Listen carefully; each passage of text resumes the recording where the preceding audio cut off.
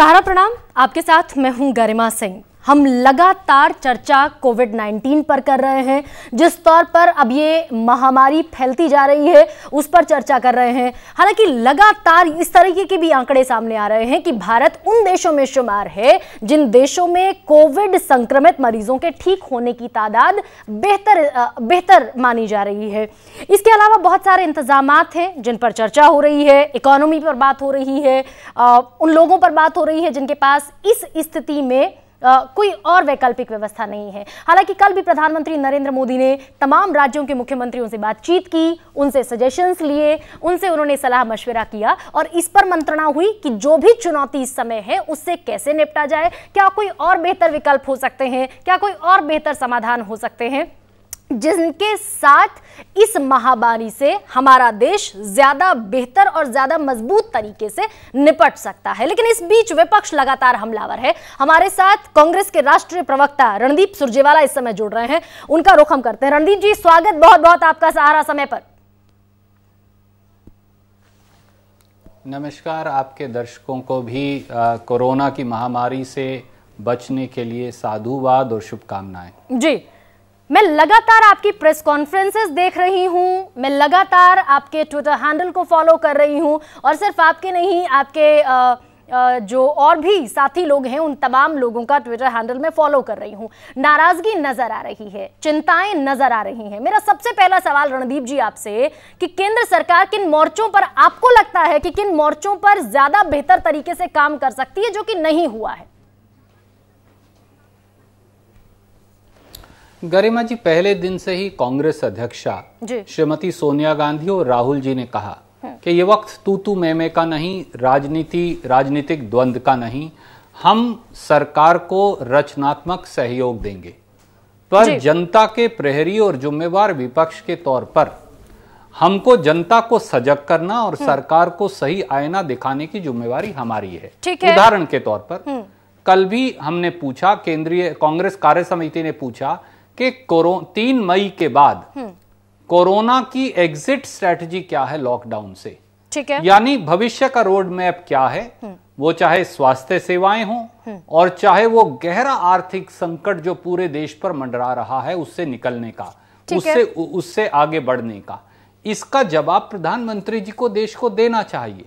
हम इसी प्रकार से जहां जहां कमियां हैं वो सरकार को सजग करते जा रहे हैं और कई जैसे MSME sector, micro small medium industries बंद होने की कगार पर हैं। हमने बताया कि कैसे 2 लाख करोड़ के पैकेज से उनकी मदद करनी चाहिए, 1 लाख करोड़ के पैकेज से प्रांतों की मदद करनी चाहिए।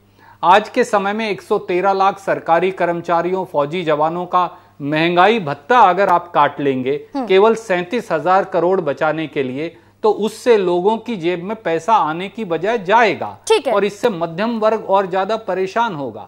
और जो करोड़ों मजदूर पलायन कर गए हैं उनके लिए घर वापस पहुंचने की नीति क्या है, ये कुछ महत्वपूर्ण विषय हैं जिस पर सरकार को जवाब देना चाहिए।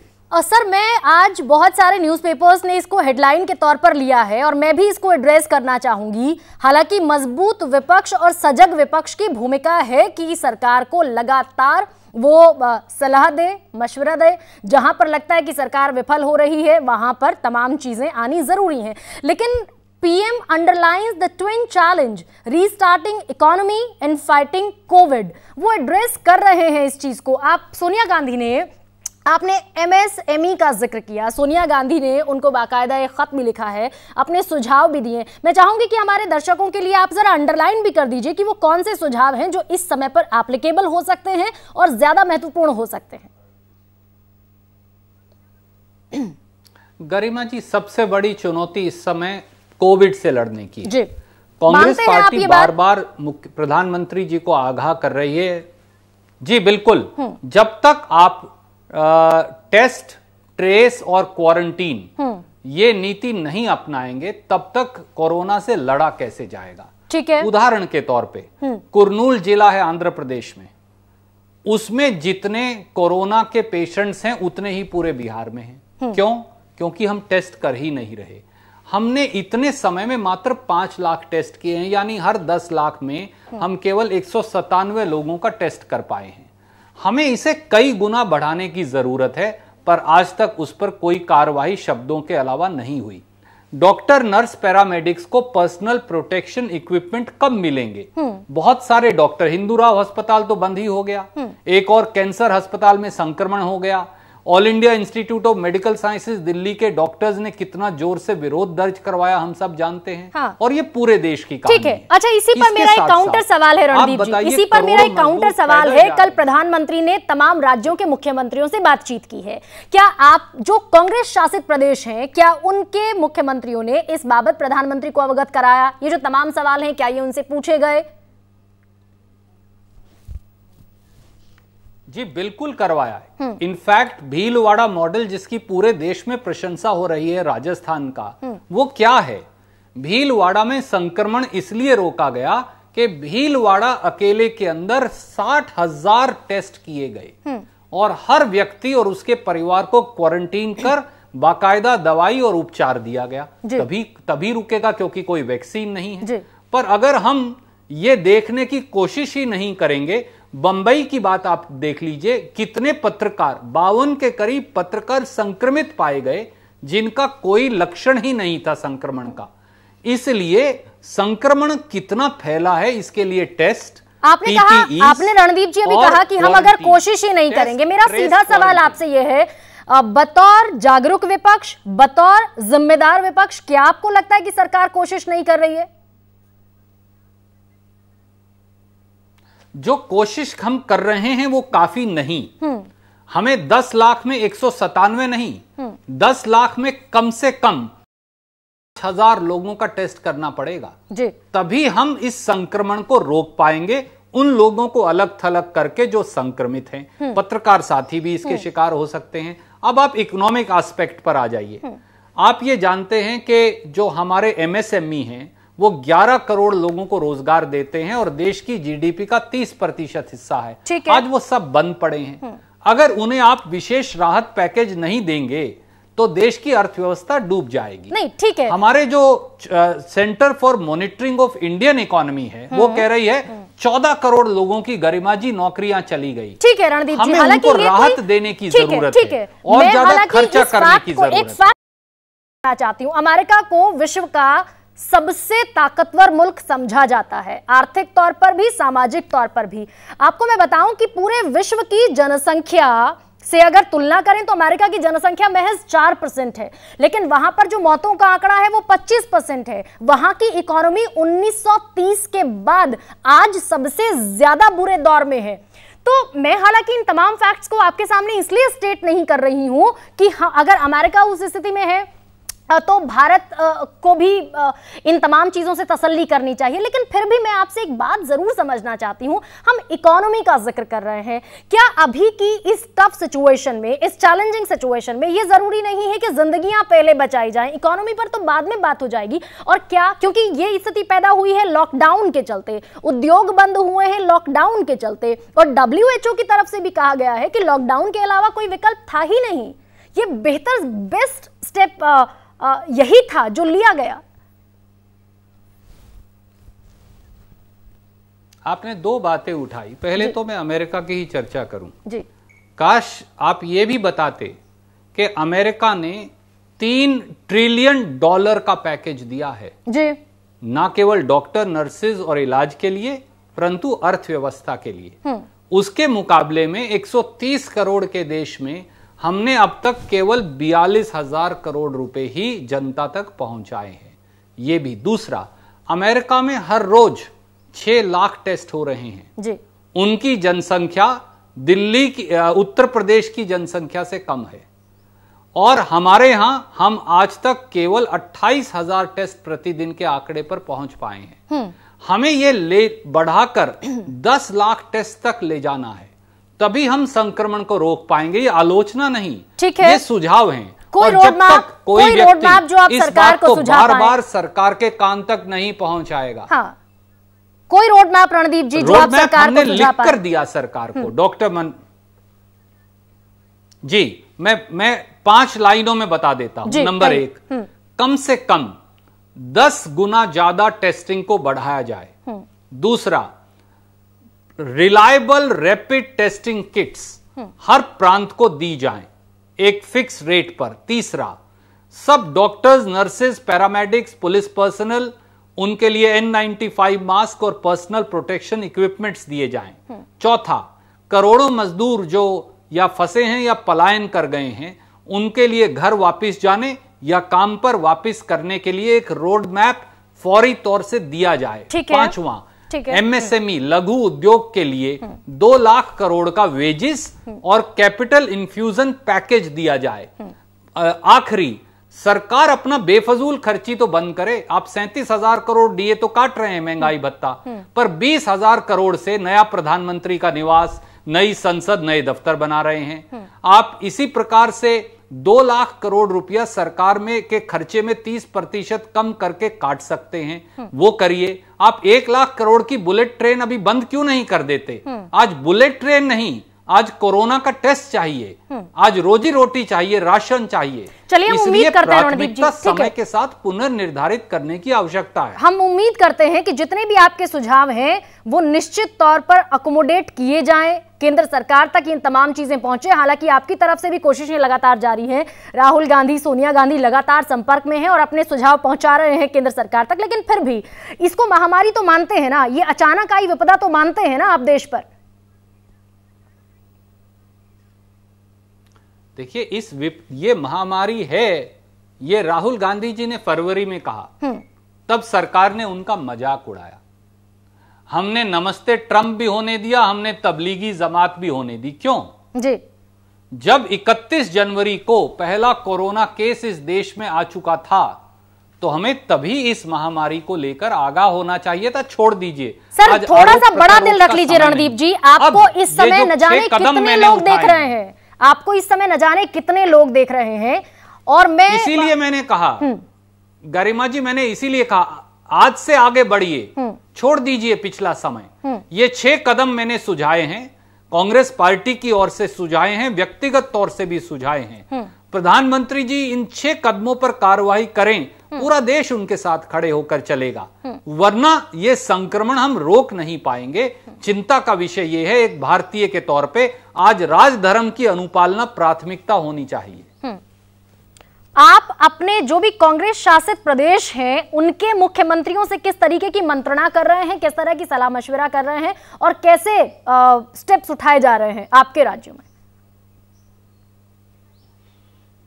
आपने बड़ा अच्छा प्रश्न पूछा। उदाहरण के तौर पर छत्तीसगढ़ में 35 किलो अनाज 3 महीने के लिए जून के आखिर तक हर परिवार को देने का सरकार ने निर्णय किया और अब तक बांट दिया। हमारे राजस्थान प्रांत के अंदर 3 महीने की एडवांस पेंशन हर महिला, बुजुर्ग और फिजिकली हैंडीकैप्ड व्यक्ति को 3 महीने की पेंशन एडवांस में दे दी गई। जो गरीब मजदूर हैं उन्हें 1500 रुपए एक और 2500 रुपए एक, उनके खाते में ये 2 किस्त सरकार के खाते से दी गई। पंजाब में भी गेहूं खरीद का उचित इंतजाम किया गया।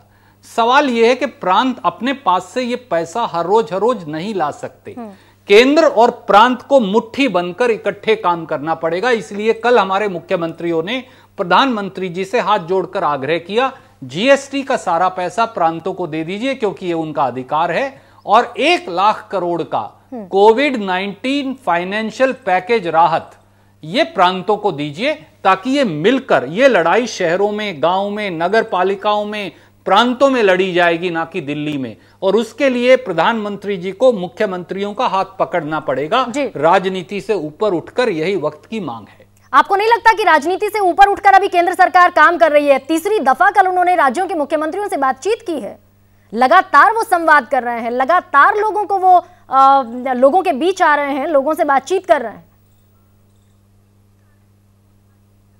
गरिमा जी, संवाद का स्वागत है, संवाद जरूरी है प्रजातंत्र में, नहीं तो हम लोकशाही नहीं तानाशाही बन जाएंगे बगैर संवाद के। पर संवाद के साथ नतीजा भी चाहिए। उदाहरण के तौर पर आज तक महाराष्ट्र की सरकार का 7,500 करोड़ जीएसटी का ही नहीं दिया गया, नई मदद तो दूर की बात है। 4,400 करोड़ रुपया जीएसटी का पंजाब का नहीं दिया गया, राजस्थान का नहीं दिया गया, दूसरे प्रांत समेत भाजपा शासित प्रदेशों का नहीं दिया गया। केंद्र सब प्रदेशों का बगैर राजनीति के जीएसटी उनका अधिकार है, वो पैसा दे, और उसके साथ साथ 1 लाख करोड़ की आर्थिक राहत का पैकेज दे, ताकि ये राहत जनता तक पहुंच सके। निर्धारित कर दे मापदंड कि आप इस राशि को यहां इस मद पर खर्च सकते हैं। अच्छा ठीक है, इन तमाम आलोचनाओं के केंद्र मैं इस चीज को स्वस्थ आलोचना की तरह ले रही हूं रणदीप जी, मैं इस चीज को स्वस्थ आलोचना की तरह ले रही हूं और उम्मीद करती हूं कि जो भी आपने कहा है उसको भी अगर जरूरत है, संभावना अगर बनती है तो उसको भी इनकॉर्पोरेट किया जाए। लेकिन फिर भी मैं आपसे ये जरूर पूछना चाहूंगी, क्योंकि इस बीच जब हम लॉकडाउन के दूसरे फेज में हैं और उम्मीद नजर नहीं आती है कि 3 मई को भी लॉकडाउन पूरी तरीके से खोला जाएगा, क्योंकि WHO ने भी ये कहा, WHO ने भी तारीफ की और ये कहा कि समय रहते भारत ऐसा देश बना जिसने लॉकडाउन का फैसला किया। निश्चित तौर पर यह कड़ा फैसला था, यह एक बड़ा फैसला था, यह मुश्किलें लाने वाला फैसला था, लेकिन इसके अलावा कोई विकल्प नहीं था। मैं आपसे पूछना चाहती हूं 5 ऐसी चीजें भी बता दीजिए इस विपदा के दौर में जो केंद्र सरकार ने बेहतरी के लिए की हो। देखिए, लॉकडाउन सही निर्णय है। कांग्रेस पार्टी ने पहले दिन ही लॉकडाउन का समर्थन किया, लेकिन राहुल गांधी तो कह देते हैं ना, और ये हम राहुल गांधी कह देते हैं कि लॉकडाउन, राहुल गांधी कह देते हैं कि लॉकडाउन समाधान नहीं है, आपको स्मार्ट समाधान की तरफ बढ़ने की जरूरत है। जी बिल्कुल सर, लेकिन स्टेप बाय स्टेप चलेंगे ना सर, ये WHO जिसको आप कोट कर रहे हैं, अगर आप मुझे बोलने नहीं देंगी। Please carry on sir, please carry on. चलिए मैं चुप हूं, जब आप मुझे इजाजत देंगी मैं तभी जवाब दूंगा। Please carry on. WHO जिसको आप कोट कर रही हैं, उन्होंने ये कहा कि लॉकडाउन परमानेंट समाधान नहीं। राहुल जी ने भी यही कहा, लॉकडाउन वायरस रोकने का पॉज बटन है। उस समय में, लॉकडाउन के समय में आपको आर्थिक महामारी के लिए फिजिकल इंफ्रास्ट्रक्चर, हेल्थ इंफ्रास्ट्रक्चर और इकोनॉमिक पेंडेमिक यानी इकोनॉमिक महामारी, इन तीनों से निपटने का इंतजाम करना पड़ेगा और उसकी एग्जिट स्ट्रैटेजी बनानी पड़ेगी। आप हमेशा, आप 2 बार करिए, 3 बार करिए, 4 बार करिए, किसी दिन तो लॉकडाउन खुलेगा। उस समय आपकी एग्जिट स्ट्रैटेजी क्या है, ये आपको आज निर्णय करना पड़ेगा। वो निर्णय दिल्ली में नहीं हो सकता, वो निर्णय भीलवाड़ा में होगा, वो लखनऊ में होगा, वो बनारस में होगा, वो पूरे देश के शहरों, कस्बों और गांवों के अंदर होगा। और इसीलिए प्रांतीय सरकारों के साथ मिलकर मंत्रणा कर उनकी मदद कर यह निर्णय हो पाएगा। लॉकडाउन पॉज बटन है, समाधान नहीं। ठीक है, समाधान हमें निकालना होगा मिलकर। ठीक है, लेकिन 32-33 दिन हो चुके हैं रणदीप जी। राहुल गांधी आपकी पार्टी के शीर्षस्थ नेता हैं, जिम्मेदार नेता हैं। क्या उन्होंने प्रयास किया कि व्यक्तिगत तौर पर वो देश के प्रधानमंत्री से या तो वीडियो कॉन्फ्रेंसिंग के जरिए बात करें, किसी और जरिए से बात करें और व्यक्तिगत तौर पर उन तक अपने ये सुझाव पहुंचाएं? क्या ऐसी कोशिश हुई क्या? मुझे लगता है कि आपने जरूर देखा होगा कि राहुल जी ने और श्रीमती सोनिया गांधी ने बाकायदा लिखकर अपने सुझाव प्रधानमंत्री जी तक पहुंचाए हैं। प्रधानमंत्री जी ने अभी उनमें से किसी सुझाव का जवाब नहीं दिया, व्यस्त होंगे, शायद नहीं दे पाए होंगे, हमें उसमें कोई एतराज नहीं। कल भी जब मुख्यमंत्रियों की बैठक थी तो ना राजस्थान के मुख्यमंत्री का सुझाव मांगा, ना छत्तीसगढ़ के मुख्यमंत्री का सुझाव मांगा, ना पंजाब के मुख्यमंत्री का सुझाव लिया, पौंडीचेरी के मुख्यमंत्री का सुझाव लिया। हमें कोई एतराज नहीं, हमने फिर भी वो सुझाव उनके समक्ष रख दिए और हाथ जोड़कर विनती की कि आपको और हमें मिलकर ये लड़ाई लड़नी है। आज राजनीतिक आरोप प्रत्यारोप का समय नहीं। उम्मीद है कि ये पहल उनकी तरफ से भी अब होगी। चलिए, अब अंत में चलते चलते वो सवाल का जवाब मुझ तक नहीं पहुंचा है, वो 5 बातें ऐसी जो इस बीच केंद्र सरकार ने काबिले तारीफ की हों, जिनकी प्रशंसा होनी चाहिए। देखिए, आज प्रश्न है महामारी से लड़ने का। सीधा जवाब दे दीजिए रणदीप जी, कुछ तो ऐसा किया होगा ना केंद्र सरकार ने, कुछ तो ऐसा किया होगा ना जो बेहतर होगा, जो प्रशंसा के लायक होगा। कभी टेढ़ा जवाब देता ही नहीं जी। आप चिंता मत करें, मैं कभी टेढ़ा जवाब देता ही नहीं, क्योंकि मैं हरियाणा का किसान हूं तो सीधा हूं जी। लॉकडाउन एक सही कदम था, पर लॉकडाउन से निकलने की एग्जिट स्ट्रैटेजी सही नहीं अभी तक, क्योंकि पता नहीं। नंबर 2, आपने लोगों को, गरीबों को 500 रुपया दिया, ये अच्छी बात है, पर 7500 रुपया देना चाहिए था। 10 किलो राशन दिया, ये अच्छी बात है, पर ये नाकाफी है। आप मुझे बताइए, 42 दिन तक आपका परिवार 10 किलो अनाज पर जी सकता है? जवाब नहीं में है। 10 किलो दिया अच्छी बात है, ठीक है रणदीप जी, अभी आप विपक्ष में हैं। हाँ, उसको संक्षेप में जरा पूरा कर दीजिए, संक्षेप में पूरा कर दीजिए। मुझे याद है हम फूड सिक्योरिटी बिल सर आजादी के 65 से 70 सालों बाद 2013 में इंट्रोड्यूस कर पाए, उसको संसद से पारित करा पाए 2013 में। खैर, लेकिन मैं फिर भी ये मानती हूं कि ये आक्षेप का, ये आरोप का समय बिल्कुल नहीं है, ये किसी भी तौर पे बहस का समय नहीं है। इसलिए बहुत संक्षेप में 3 आपकी बातें रह गई हैं, जो तीसरे बिंदु पर आप आ रहे थे, उसको पूरा कर दीजिए। मैंने केवल यही कहा कि 10 किलो अनाज में 42 दिन के लॉकडाउन में कोई परिवार, गरीब परिवार, अपने परिवार का पेट नहीं पाल सकता। 10 किलो अनाज दिया, अच्छी बात है, पर 10 किलो प्रति व्यक्ति दिया जाना चाहिए। ठीक है। चौथी बात, मजदूरों को आपको एक प्लान बनाकर उनके घर वापस जाने या काम पर वापस आने की इजाजत देनी पड़ेगी। यही हमारे भारत से बाहर गए हुए लोगों और विद्यार्थियों को भी। इसी प्रकार से एमएसएमई सेक्टर, उद्योग, खेती जो इंतजार नहीं कर सकती, एमएसपी अनाउंस किया, अच्छी बात है, पर एमएसपी क्या उत्तर प्रदेश, हरियाणा, पंजाब के किसान को मिल रहा है या उसकी मंडियों में दुर्गति हो रही है? ठीक है। इन बातों पर भी केंद्र सरकार को ध्यान देना होगा, इसके बगैर पूर्ण समाधान नहीं हो सकता। ठीक है रणदीप जी, तमाम आपके जो सुझाव हैं हम उम्मीद करते हैं कि उन दर्शकों तक तो पहुंच ही रहे हैं जो इस समय देख रहे हैं सहारा समय, लेकिन पहुंचेंगे केंद्र सरकार तक भी। और जैसा आपने कहा कि व्यक्तिगत तौर पर खत लिख दिया गया है, चिट्ठी लिख दी गई है, लेकिन सबसे बड़ी चुनौती अभी यही है कि कोविड-19 का मिलकर सामना किया जाए। विपक्ष के तौर पर आप सरकार के साथ चलें, सरकार को हर संभव मदद पहुंचाएं, सरकार को हर संभव सुझाव दें। खैर, आपने समय निकाला और अपनी तमाम चीजें साझा की, उसके लिए बेहद शुक्रिया रणदीप जी, बेहद शुक्रिया। और फिलहाल इस खास चर्चा में तो इतना ही। एक ब्रेक ले रहे हैं, ब्रेक के बाद खबरें जारी।